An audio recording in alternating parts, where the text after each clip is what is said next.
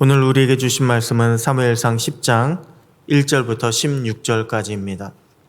사무엘상 10장 1절부터 16절까지 우리 한 절씩 교독하시겠습니다.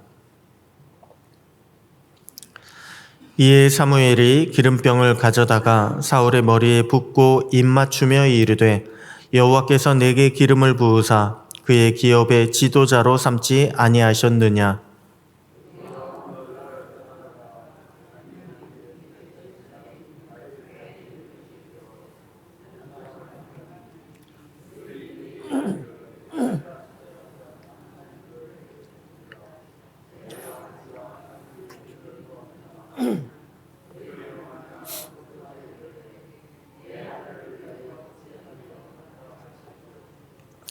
내가 거기서 더 나아가서 다볼 상수리 나무에 이르면 거기서 하나님을 배우려고 베들로 올라가는 세 사람을 만나리니 한 사람은 염소 새끼 셋을 이끌었고 한 사람은 떡 세 덩이를 가졌고 한 사람은 포도주 한 가죽 부대를 가진 자라.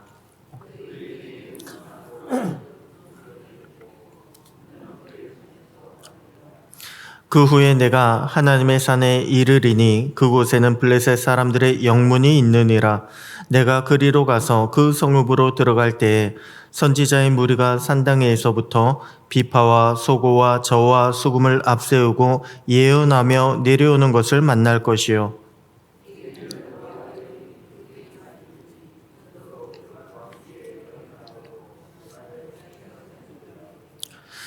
이 징조가 내게 임하거든 너는 기회를 따라 행하라. 하나님이 너와 함께 하시느니라.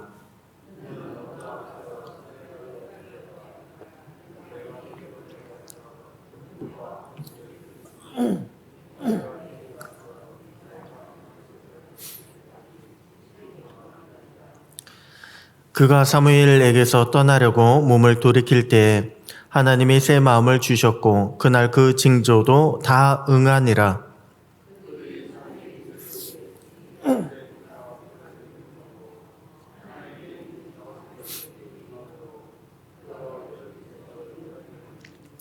전에 사울을 알던 모든 사람들이 사울이 선지자들과 함께 예언함을 보고 서로 이르되 기스의 아들에게 무슨 일이 일어났느냐? 사울도 선지자들 중에 있느냐 하고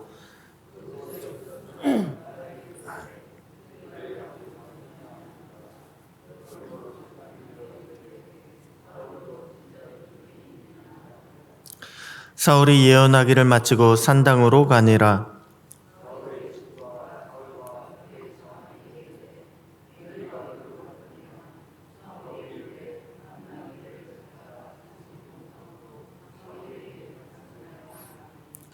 사울의 숙부가 이르되 정하노니 사무엘이 너희에게 이른 말을 내게 말하라 하니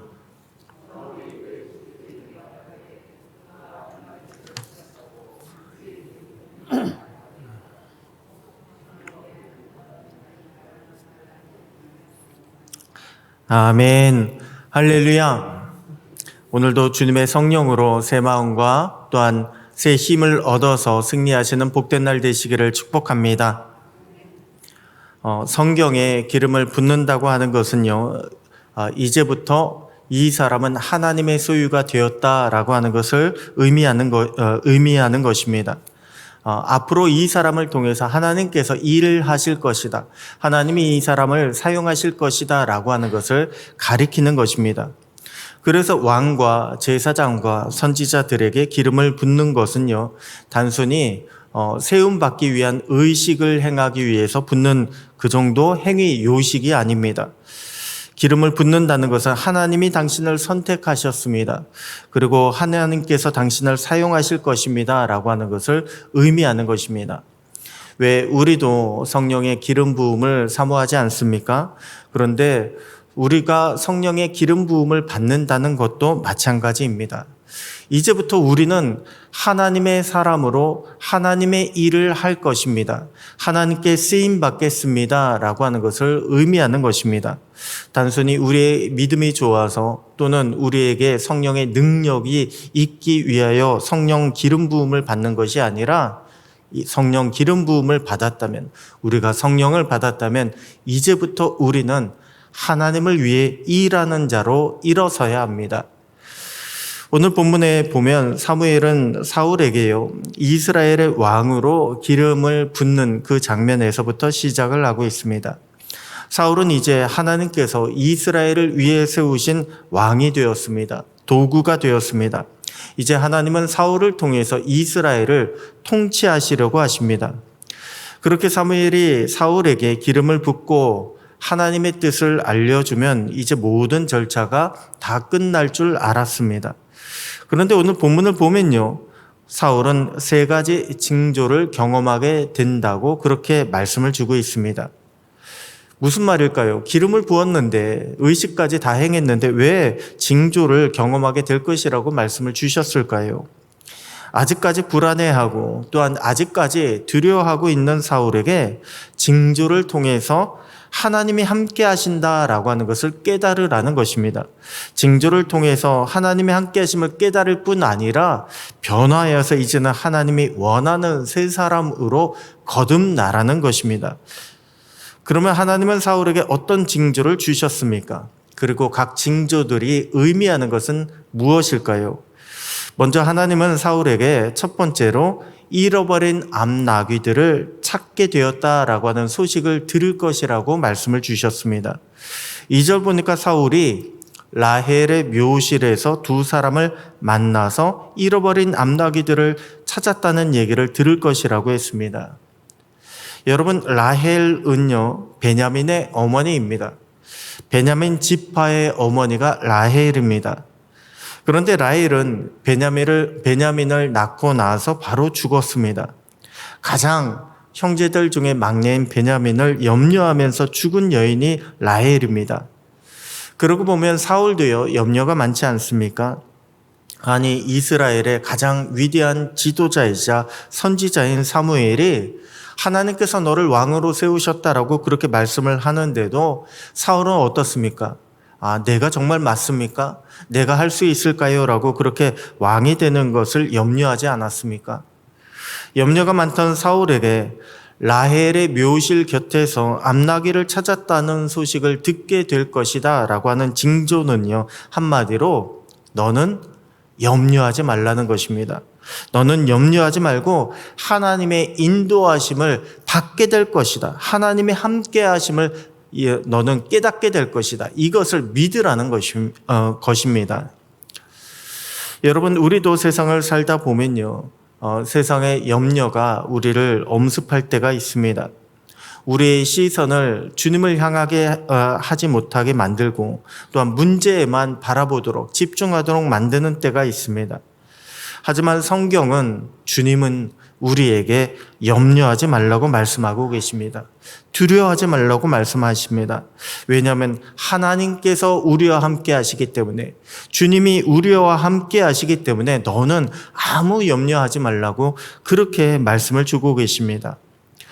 우리는 오히려 문제를 통해서 우리의 발걸음을 옮기시는 하나님을 발견할 수 있어야 합니다. 우리의 발걸음을 옮기시고 우리를 문제 가운데, 우리를 염려와 또한 우리를 그 모든 위협 가운데 구원하시는, 보호하시는 하나님을 발견할 수 있어야 합니다. 오히려 우리는 고난과 환난을 통해서요, 하나님을 만나는 그런 계기를 삼게 되는 것을 우리는 발견하게 됩니다. 또한 내 믿음을 발전시키는 계기가 된다는 것을 우리는 찾아볼 수 있습니다. 이사야 45장 7절에 보게 되면요, 하나님은 우리에게 이렇게 말씀하셨습니다.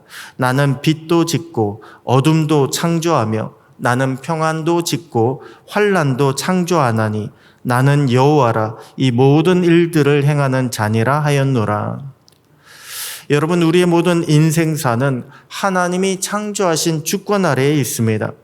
인생의 빛도 그리고 인생의 평안도 하나님이 주셨지만 반대로 인생의 어두움도 인생의 환난도 하나님의 주권 아래에 있다는 것입니다.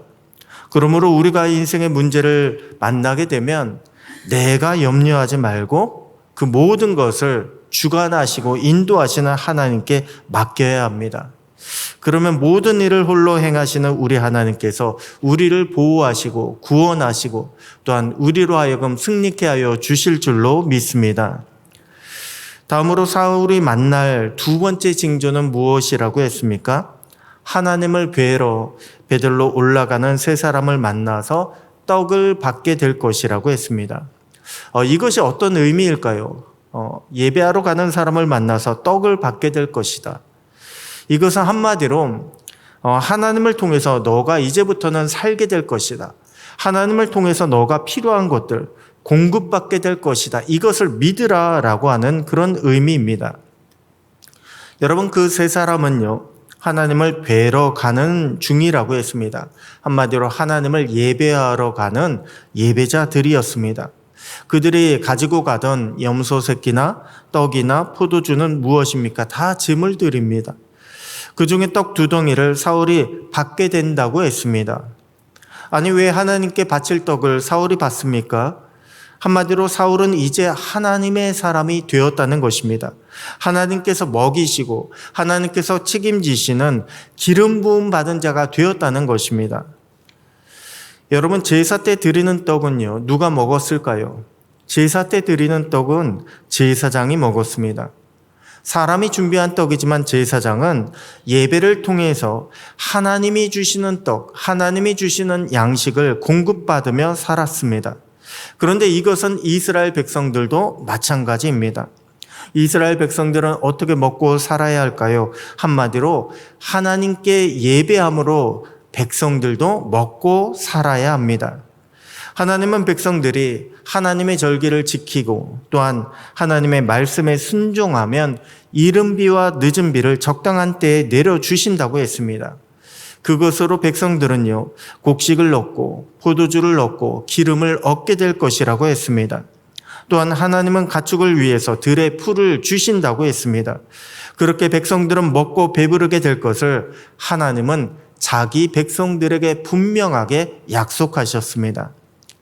그런데 사무엘 당시에 이스라엘에 퍼진 죄악이 무엇입니까? 한마디로 우상을 따르는 세상의 방법에 백성들이 눈 돌리기 시작했습니다. 그 우상의 방법, 세상의 방법을 따라가기 시작했습니다. 분명 하나님께서는 예배를 통해서 말씀의 순종함을 통해서 하나님이 직접 먹이실 것이다 라고 그렇게 약속을 하셨는데 그 하나님의 백성은요, 이것을 믿지 못했던 것입니다. 가나안의 다른 나라들처럼 우상을 기웃거리고 또한 자신들을 지켜줄 힘센 왕, 보이는 왕을 요구했습니다. 그것이 자기들을 지켜주고 또한 그것이 자기들에게 더 많은 것, 더 큰 것으로 먹일 것이다. 그렇게 백성들이 믿기 시작한 것입니다. 하나님은 그런 백성들을 바로 잡으라고 사울에게 하나님께서 먹이신다라고 하는 그런 징조를 보여주셨습니다. 하나님이 선택한 자는, 하나님이 선택하신 백성은 하나님이 먹이신다, 하나님이 책임지신다라고 하는 징조를 보여주신 것입니다. 또한 사울에게 임한 마지막 징조는요, 여호와의 영이 임하여 예언을 하고 변하여 새 사람이 될 것이다 라고 하는 것입니다. 여러분, 앞선 사무엘상 9장에 보게 되면 하나님은 사울을 선택하시면서 뭐라고 말씀하셨습니까? 그가 내 백성을 블레셋 사람들의 손에서 구원하리라, 이렇게 말씀하셨습니다. 한마디로 사울을 선택하신 그 이유가, 목적이 블레셋 사람들의 손에서 구원할 자, 그 목적을 가지고 사울을 선택했다는 것입니다. 그러면 사울은 어떤 사람이 되어야 합니까? 블레셋으로부터 이스라엘을 구원할 사람이 되어야 합니다. 블레셋이라고 하는 세상의 세력, 우상의 세력, 악한 영의 세력으로부터 하나님 나라를 지키고 하나님 백성을 구원하는 것이 바로 사울의 사명이었던 것입니다. 그렇기 때문에 무엇보다 사울에게 필요한 것은요, 다른 것이 아닙니다. 사람의 능력이나 사람의 기술이 아니라 사울에게 무엇보다 필요한 것은, 악한 세력과 싸우기 위해서 필요한 것은 하나님의 영이었습니다. 사울에게는 하나님의 영이 임해야 합니다. 하나님의 영을 의지할 때, 그때 사울은 블레셋과 싸워 승리할 수가 있게 되는 것입니다. 그렇기 때문에 하나님은 사울에게 하나님의 영을 부어주셨습니다. 하나님의 영으로 사울이 예언도 하고 또한 하나님의 영이 임하여 이제는 새 사람으로 거듭나게 될 것이다. 하나님은 그렇게 사울에게 말씀을 주신 것입니다. 오늘 본문은 우리에게도 이러한 말씀을 주고 계십니다. 우리가 하나님의 백성이라면, 너희가 하나님의 선택받은 백성이라면 세상 염려에 얽매이지 말아라. 너희가 하나님의 백성이라면 오직 우리 주님만을 의지하여 살아가라. 하나님께서 공급해 주실 것이다. 하나님께서 책임져 주실 것을 믿으라고 말씀 주십니다. 또한 우리가 하나님의 백성이라면 성령을 힘입어서 세상 죄와 싸우라고 말씀을 주고 계십니다. 오늘 저와 여러분이 기도할 때 그렇게 하나님의 영이 임하고 또한 하나님의 영, 성령을 의지하여 오늘 하루도 주님 안에서 승리하며 살아갈 수 있게 되기를 축복합니다. 그렇게 오늘 하루도 주님의 사람으로 우리 가정과 또한 우리 삶을 하나님께 영광 돌릴 수 있는 저와 여러분의 복된 가정들이 다 되시기를 주님의 이름으로 축원합니다. 기도하겠습니다. 하나님 아버지 감사합니다. 오늘도 말씀을 통해서 새로운 마음과 용기를 주시니 감사합니다. 우리도 날마다 우리를 인도하시는 주님을, 살아계신 주님의 징조를 발견한 자들이 되기를 소원합니다. 믿지 않는 자처럼 근심하던 것을 내려놓게 하시고 오직 우리의 필요를 공급하시는 우리 주님을 보게 하여 주시옵소서. 주님의 성령을 의지하여 죄와 시험을 물리치게 하여 주시옵소서. 오늘도 주님이 주시는 새 마음으로 변하여 새롭게 되는 역사가 나타나기를 소원하옵고 주님의 성령으로 우리를 인도하시는 살아계신 우리 주 예수님의 이름으로 기도드립니다. 아멘.